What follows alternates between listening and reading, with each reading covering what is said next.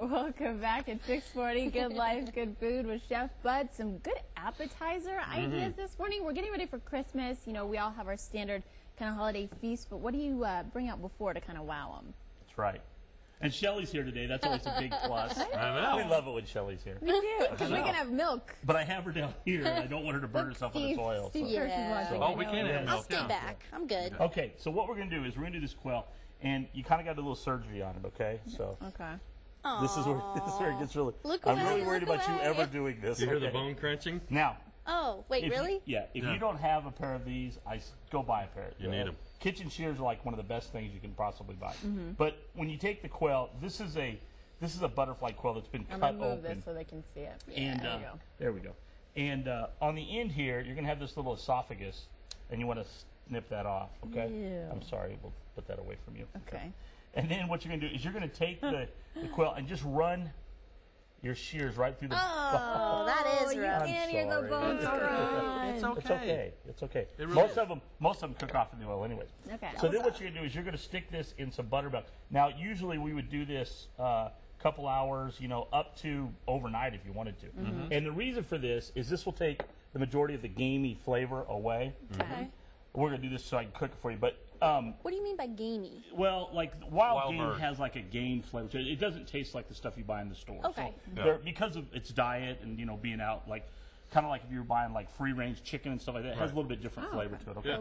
Okay. Now Steve made a comment the other day, and he was just being a funny guy, like he always is. But don't confuse quail with squab because they're two different things. They are. This is a game bird. Squab would be like pigeon. Okay.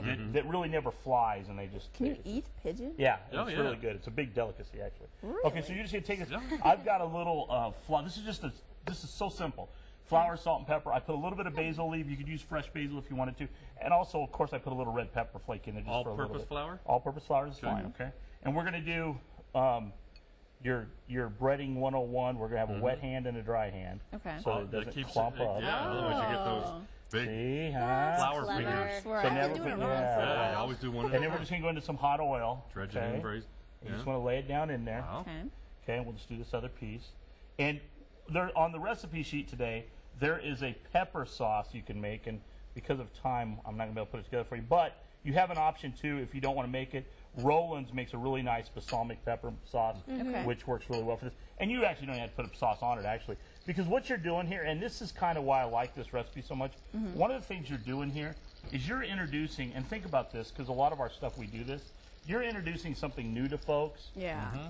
that looks very familiar. And when things look familiar, folks are much We more like that. likely to Sure. eat it. Because that looks like a chicken, like a thigh bone. Exactly, Yeah. exactly. Drum leg, drumstick. Drumstick, yeah. drum leg. And so then, Yeah. wow, you're going to come out with a product that looks 640. something like this. Now, I want to tell you, too, one of the things that works really well, and this is just a side note, but buy yourself a little kale and some cherry tomatoes. It has a wreath form to it, Right.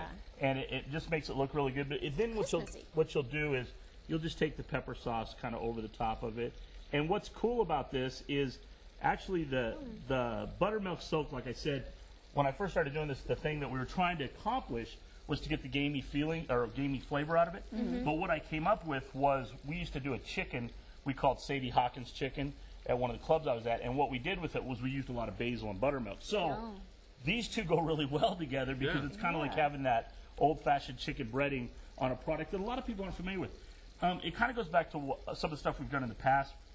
You're kind of putting an elegant dish out there with very little effort in regards to doing something new. Right. The other thing I will tell you about this, and I'm just as guilty as anybody else, people have a tendency to really worry about this and say, well, it's wild game, so let's make sure we really, really cook it. Yeah. And you really don't have to do that. Just kind of keep in mind you want to cook Right. it through. Right. Cook it until it browns up real nice like that. Till the juices start running clear.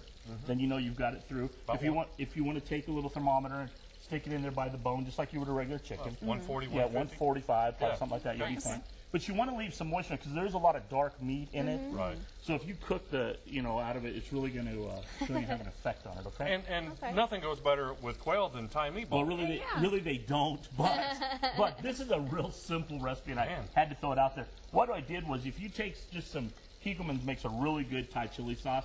if you'll just take it, about 2 cups of that to 2 cups of water, Okay. kind of make equal parts. You can use pre-cooked meatballs. Even. Yeah. Oh, And, now or you're make- speaking my language. Yeah, and you can make as much as you want. And it's got a And, nice little, got a little like kick at the thunderflake end. kick at the rear. Yeah, Yeah, it does.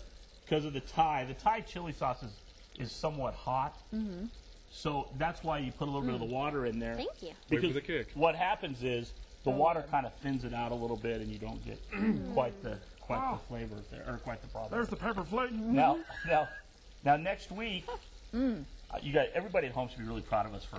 I mean, not very many people come in here and fry stuff I know, I'm with impressed. hot oil, with Shelly right with the there. franchise right here beside Yeah. me. Right. You know, this could spill. Yeah. We're fine. right here. Yeah, of course was here. Yeah. Really fun. Anyways, one of the things I was going to tell you was, next week we're going to do a kind of hot on. I'm okay. We're going to do a I inhaled. We're going to do a Bosch Swallow, pear then salad. inhale. Actually, a grilled Bosch pear Wow. salad. Yum. So Bosch pears are Yeah. in season right now, and we'll probably throw a little something else on salad-wise. So okay. Nice. It's happy so holidays that good. time of year. It's time, I know. it's time to go to break so we can get something to drink. Breakfast, folks. So we appreciate you, Jeff Bud. Thanks, Chef. We'll be right back.